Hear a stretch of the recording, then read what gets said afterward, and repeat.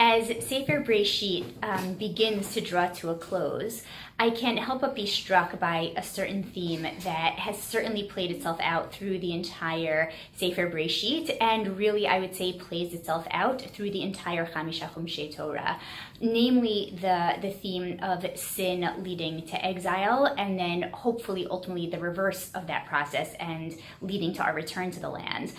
What I mean by this is that Sefer Breshit begins with the very first human beings, starting off in this idyllic existence in Gan Eden.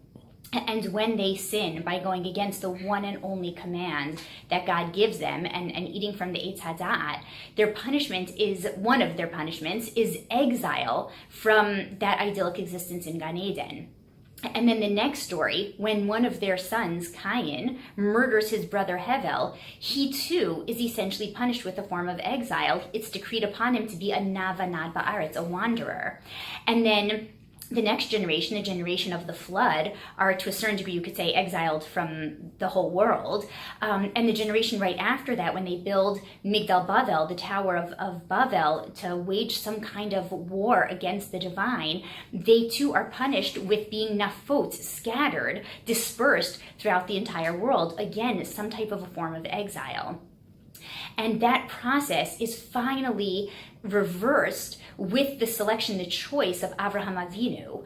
The very first way that God introduces himself to Avraham is when he comes, and at least from the Torah's perspective, seemingly out of nowhere, gives Avraham this command of Lech lecha me'artzecha u'mimoladetcha u'mibeit avicha el ha'art asher ar'eka.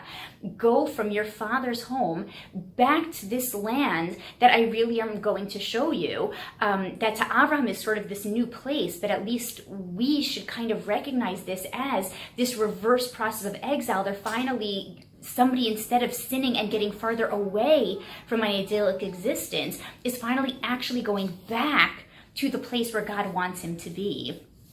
What we see, though, through the rest of Breshit is that Avraham, Yitzchak, Yaakov live out most of their lives in the Promised Land. But it's really in these last few weeks' parashiot that unfortunately we see that pattern playing out again, when again, as a result of unfortunate human choices, when the brothers choose to sell their brother Yosef, ends up once again leading Am Yisrael, who at that point are really just a large family, but leading them once again out of the land of Israel into Egypt. And the entire rest of the Torah is really going to be about the process of trying to return back to the land of Israel.